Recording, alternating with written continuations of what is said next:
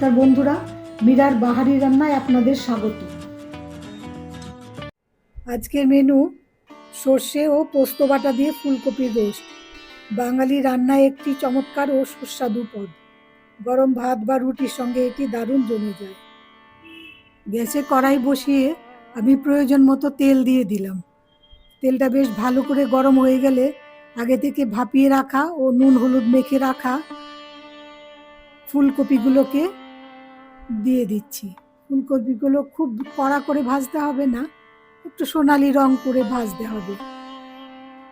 এই রান্নার মশলা তৈরির জন্য আমি 2 টেবিল চামচ সর্ষে দানা, 1 টেবিল চামচ পোস্ত দানা, কাঁচা লঙ্কা, একটু নুন দিয়ে বেটে নিয়েছিলাম। ফুলকপিগুলো সুন্দর করে ভাজা হয়ে গেছে। আমি এইগুলোকে আস্তে আস্তে কড়াই থেকে নামিয়ে নিচ্ছি।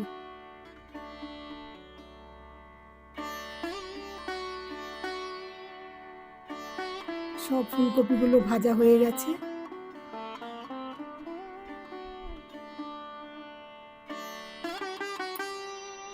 কড়াইয়ে বাকি তেলে কালো জিরে কাঁচা লঙ্কা ফোড়ন দিয়ে দিলাম।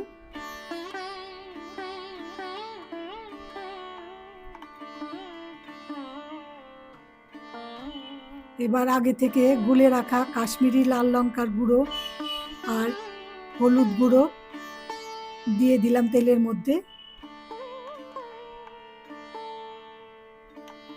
হলুদ লঙ্কার গুঁড়ো আমি 1 চামচ করে নিয়েছি।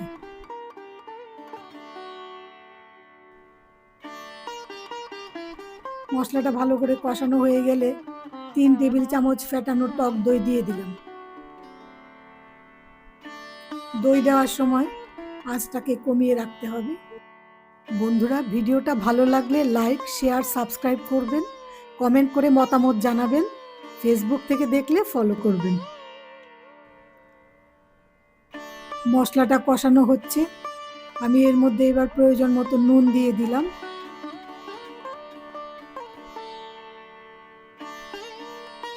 মিষ্টিও দিয়ে দিলাম প্রয়োজন মতো।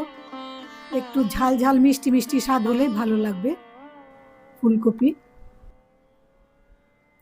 এবার ওই বেটে রাখা পোস্ত বাটা, সর্ষে বাটা, এগুলো আমি দিয়ে দিলাম। পোস্ত বাটাটা দিয়ে খুব বেশিক্ষণ কষাতে হবে না।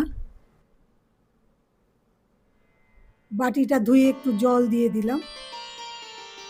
এবার বেশ ভালো করে সব মশলার সঙ্গে সব মিশিয়ে নিতে হবে।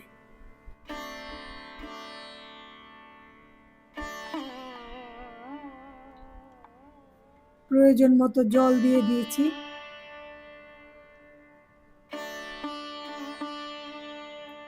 এবার ভেজে রাখা ফুলকপিগুলোকে এর মধ্যে দিয়ে দিলাম।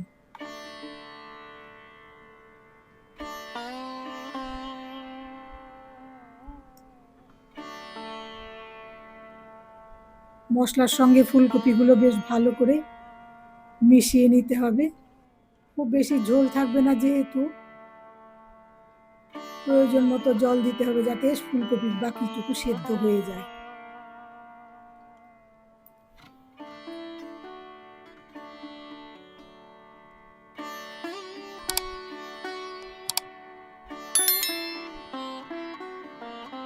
এবার আমি ঢাকা দিয়ে প্রায় 7-8 মিনিট মতো রেখে দেব ফুলকপিগুলো ভালো করে সেদ্ধ হওয়ার জন্য। আর ভালো করে সেদ্ধ হলে তার মধ্যে মশলার গন্ধ, স্বাদ ঢুকবে। ঢাকা তুলে আমি এবার নাড়িয়ে নিচ্ছি বেশ ভালো করে। ফুলকপিগুলো সেদ্ধ হয়ে গেছে, এর মধ্যে ঝোলটাও গা মাখা মাখা হয়ে এসছে। রান্নাটা প্রায় রেডি হয়ে গেছে।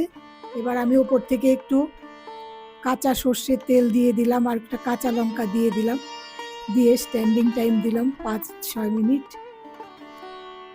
ঢেকে রাখার জন্য সর্ষের গন্ধটা, ঝাঁঝালো গন্ধটা এর মধ্যে আসবে, খেতেও বেশ ভালো হবে। একটু কুচানো ধনে পাতাও ছড়িয়ে দিলাম শেষে। ধনে পাতাটা ইচ্ছে করলে আপনারা নাও দিতে পারেন। সর্ষে বাটার সঙ্গে ধনে পাতাটা যদি আপনাদের পছন্দ না হয় নাও দিতে পারেন, কিন্তু দিলে ভালোই লাগে খেতে। হয়ে গেছে ঝোলটা, নামিয়ে নিচ্ছি। তৈরি হয়ে গেল অতি সুস্বাদু একটি রান্না। ধৈর্য ধরে ভিডিওটা দেখার জন্য ধন্যবাদ। আবার আসছি অন্য একটা রেসিপি নিয়ে।